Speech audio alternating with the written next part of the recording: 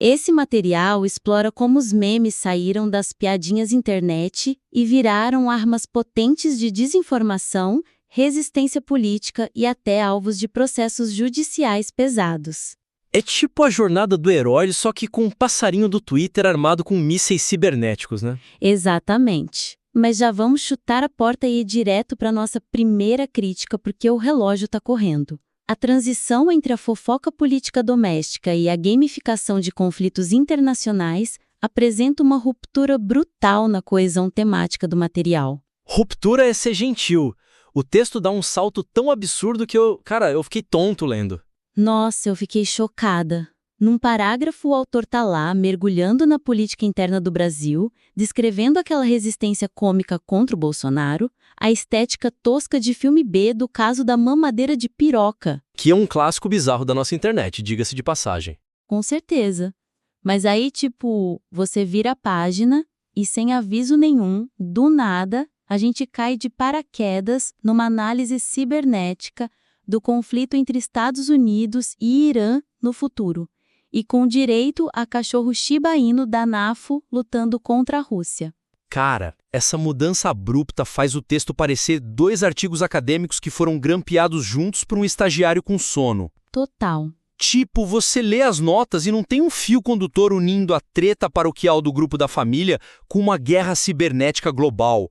A fraqueza é justamente essa falta de ponte. Ler isso na ordem que tá é uma experiência surreal.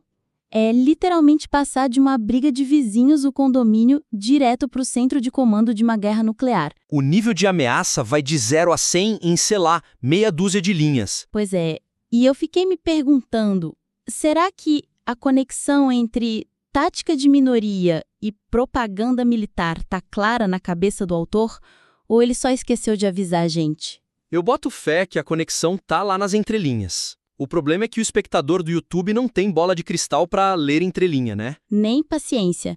Se fosse um vídeo, o cara já tinha fechado a aba e ido ver gameplay do Minecraft. Exato. O material isolado é muito bom. A parte da pós-verdade nas eleições brasileiras é cirúrgica. E aquela dissecação das animações do Irã parecendo o filme da Pixar pra mostrar míssil, genial. É genial mesmo. Mas o elo mecânico entre um meme de eleição municipal e a máquina de propaganda de um país inteiro não desce por osmose. O público não vai fazer o trabalho pesado por conta própria. Então, a minha dúvida é, será que o autor estava só seguindo uma ordem cronológica? Tipo, isso aconteceu antes e isso aconteceu depois. Ou geográfica, né? Brasil primeiro, depois Oriente Médio. Mas assim, se o objetivo é adaptar isso para um vídeo ensaio no YouTube, cronologia pura é veneno para retenção. Com certeza absoluta. O cara que clica num ensaio sobre geopolítica da internet não quer ler o Wikipédia em ordem alfabética. Ele quer ver a matrix por trás do algoritmo. Isso. Então, a nossa sugestão para resolver isso é estabelecer uma tese central unificadora logo na introdução. Tem que definir a transformação do meme em diferentes escalas de poder logo de cara. Em vez de pular do Brasil para o mundo de um jeito engessado, a estrutura tem que demonstrar ativamente como a mecânica da coisa escala. É tipo fase de videogame, sabe? Sabe muito, e o texto já tem as armas para isso. Lembra que o autor cita a Primeira Guerra Mímial entre Brasil e Portugal lá em 2015? Como esquecer?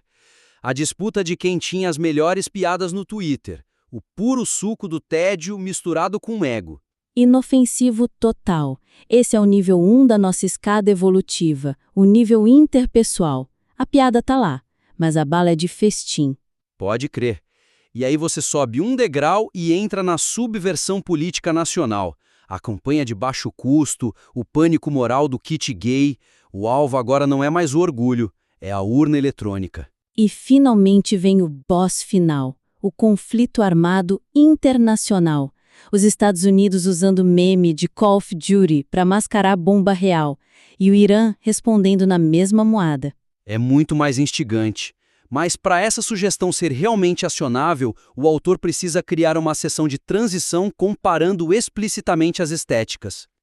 Tipo colocar as imagens lado a lado na tela? Isso, pega a montagem tosca da mamadeira de piroca, bota do lado do vídeo gringo de bombardeio com mais 100 de XP subindo na tela e explica por que os dois viralizam. Mas aí alguém pode perguntar por que eles funcionam igual se o orçamento é tão diferente? Um foi feito no Paint e o outro no Pentágono. Porque o mecanismo de hackear o cérebro humano é o mesmo. A estética tosca funciona porque parece amadora, autêntica, parece o povão contra o sistema. E a estética hiperproduzida dessensibiliza o público porque usa a linguagem visual do videogame. O cérebro associa com lazer, com tweet e não com tragédia real. O autor tem que explicar que o algoritmo que faz o seu tio dar risada de um meme e odiar um político é o mesmo que faz o adolescente ver um prédio caindo e achar da hora. Quando você amarra o roteiro, assim, argumentando que a tecnologia da persuasão é a mesma, só muda a escala, o problema de coesão acaba, deixa de ser uma coxa de retalhos. Vira quase a biografia de uma arma biológica digital. É muito mais engajante. Falando em engajamento, vamos para a nossa segunda crítica. E essa aqui dói, viu? O peso acadêmico das sessões sobre responsabilidade civil sufoca a agilidade inerente ao tema da cultura da internet, especialmente pensando no YouTube. Nossa, esse ponto é crítico. O choque de ritmo no texto atual é de capotar o Corsinha. A gente sai de uma parte frenética de cachorro virtual lutando na Ucrânia e bate de frente com uma parede de texto do Código Civil. É uma freada muito brusca. A fraqueza aqui é que o autor gasta páginas inteiras definindo o que é paródia, o que é charge, os limites enciclopédicos da liberdade de expressão colidindo com a honra. Pois é, mas, sendo advogado do diabo, se ele não define isso, não fica parecendo que tirou as regras do chapéu? O rigor não é importante. O rigor é importantíssimo, mas a ordem dos fatores altera o produto aqui. Entregar essa teoria toda isolada no começo transforma o material num manual chato de cursinho de direito. Imagina um cara no YouTube assistindo isso. Ele não clicou num vídeo com thumbnail neon para ter aula de Direito Constitucional 1. A retenção vai evaporar em 3 minutos. Exatamente. A sugestão aqui é subordinar totalmente essa teoria chata aos estudos de caso do mundo real. Tem que adotar uma estrutura de storytelling puro. Ou seja, a lei nunca vem antes do sangue, né? Falando metaforicamente. Amei essa frase. É isso. A teoria jurídica só pode aparecer como uma ferramenta brilhante que vai resolver o mistério que a história criou. Tem que criar o problema impossível primeiro. O espectador tem que estar tenso, pensando, meu Deus, como eles vão resolver essa treta judicial? Aí você saca o Código Civil igual uma espada. Para dar um exemplo concreto para o autor reescrever amanhã, ao invés de abrir a sessão com aquela frase dura, tipo segundo a doutrina, a charge caracteriza-se por. Não, começa chutando a porta. Começa com o ataque ao Charlie Hebdo, por exemplo. Ou até, melhor, foca no Brasil, que está bem quente no texto. Traz o caso do especial de Natal do Porta dos Fundos ou aquele tweet horrível do Danilo Gentili sobre Genópolis. Pensa na retenção absurda de um vídeo estruturado assim. Você não avisa que vai ter aula de direito. Você mostra o tweet na tela, narra o choque, a ofensa, as ameaças de morte. Pressão pública fervendo, o processo de milhões de reais batendo na mesa de um juiz. Aí o roteiro solta a pergunta de $1 milhão. Onde a lei traça a linha? A liberdade de expressão é um passe livre para falar qualquer atrocidade se você disser crazoeira. É exatamente nesse milissegundo, quando o cérebro do espectador está fritando de curiosidade, que você puxa a teoria do Código Civil para explicar como o juiz condenou um e absolveu o outro. Cara, quando a ministra do STJ fala lá que não cabe ao tribunal dizer se o humor é inteligente, isso deixa de ser uma citação chata e vira o plot twist da investigação. E o público consome conceito denso igual pipoca, porque aquilo define o destino do personagem da história que eles estão acompanhando. Transforma a teoria seca num thriller. É a diferença brutal entre ler um manual de peças de um pneu e assistir um documentário sobre como aquele pneu explodiu na Fórmula 1. O motor do conteúdo é o mesmo, mas o formato salva ou mata a atenção do cara. Total. E essa ideia de ancorar as coisas num conceito forte puxa a nossa terceira crítica, que talvez seja a mais importante para dar a cara definitiva para o trabalho. O conceito de cavalos de Troia emocionais é subutilizado e tem potencial para ser a tese central mais original de todo o material. Olha, de tudo que eu li, essa foi a ideia mais brilhante que esbarrou na gente. O lance do pesquisador Marco Simões chamando o meme de cavalo de Troia emocional. É maravilhoso. A teoria de que o meme entra na sua cabeça pelo portão de humor. Você ri, e no que você ri, suas defesas caem. E aí ele despeja uma carga ideológica bizarra no seu subconsciente. Aquela hora que o texto cita o estudo de Oxford de 2026, falando que as pessoas sentem 34% menos empatia quando vem a guerra por um meme ao invés do noticiário. Cara, isso é assustador. Assustador e genial para o vídeo. O problema, e essa é a nossa fraqueza aqui, é que essa pérola está enterrada viva lá na página 40, só na hora de falar do Irã. O autor achou um baú de ouro e usou para enfeitar o rodapé do último capítulo. Ele ignorou que isso reescreve o roteiro inteiro. Por que você acha que ele limitou isso à geopolítica e não aplicou no resto? Eu acho que ele botou uma divisória na cabeça dele, sabe? De um lado é humor de internet, do outro é tática militar. Ele não sacou que a mecânica de invasão mental é a mesmíssima coisa. É tipo humorista de stand-up. Os caras sabem que a risada é um reflexo físico quase incontrolável. Se ele monta a premissa certa, com o ritmo certo, você ri querendo ou não. A boca abre, o músculo relaxa e a guarda cai. Exato. E quando o seu córtex pré-frontal tira aqueles 2 segundos de folga, o comediante mete a crítica social mais ácida possível e você engole sem mastigar. O meme político faz isso em escala industrial. Faz muito sentido. Porque se um repórter chega com uma matéria séria criticando o seu viés político, você levanta o escudo, você briga. Mas o meme cria um desvio, um bypass cognitivo. Então a nossa sugestão é claríssima.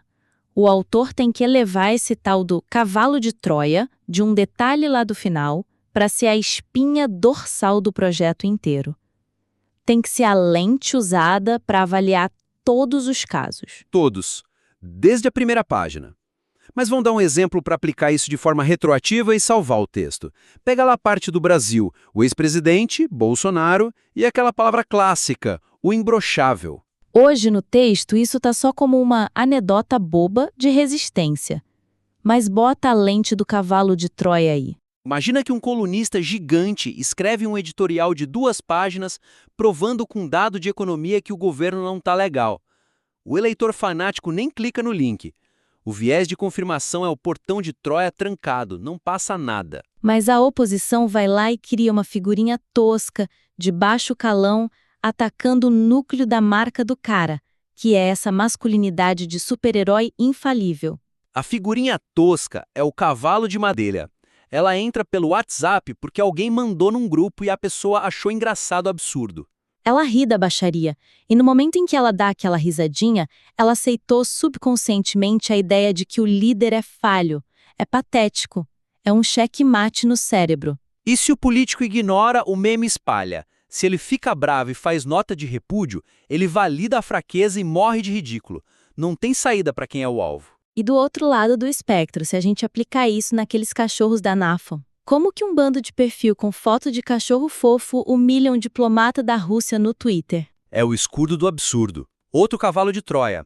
O Shiba Inu sorrindo de capacete militar é a camuflagem perfeita para a guerra psicológica. Porque ninguém olha para um cachorrinho 8 bits e pensa, ah, lá vem a máquina de propaganda do Estado.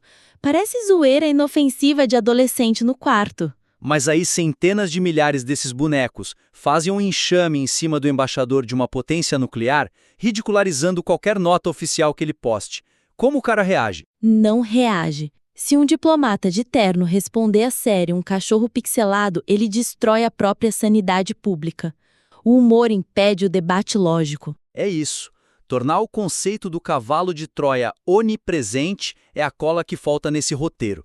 De repente, uma piada de português de 2015, um processo do Porta dos Fundos e o marketing de guerra do Irã não são assuntos aleatórios. São estudos de caso diferentes do exato mesmo fenômeno. É sobre como o entretenimento hackeia as defesas da sociedade. Para o YouTube, ter uma teoria central forte assim é a diferença entre um vídeo ignorado e um ensaio que a galera assiste até o fim e espalha para todo mundo. Bom, depois desse mergulho, chegamos ao final da nossa crítica. Bora dar aquela recapitulada básica no que a gente construiu aqui hoje? Vamos lá. A gente abriu batendo forte na falta de um fio condutor que ligasse as escalas. Sugerimos montar a narrativa como uma evolução mecânica do meme, saindo da treta de condomínio até a guerra global, focando sempre no algoritmo cognitivo da coisa. Logo depois, a gente atacou o problema do direito civil, bloqueando a fluidez do roteiro. A solução é jogar as histórias reais e a tensão humana lá pra frente e usar os conceitos jurídicos só como ferramenta para desvendar o mistério. E para amarrar tudo com chave de ouro, a gente propôs pegar a genialidade da teoria do cavalo de Troia emocional e jogar o holofote nela. Fazer disso o grande prisma para dissecar desde figurinha política até exército de Shiba Inus no Twitter. Fica aqui o convite pro autor. Pega essas sugestões, balança a estrutura do roteiro sem dó e manda de volta pra gente depois. Com certeza, a gente quer muito ver a versão 2.0 disso. Esse material tem um potencial absurdo de abrir o olho da galera sobre como as nossas mentes são invadidas todo dia por pixels rindo na nossa cara. Um abraço e até a próxima análise.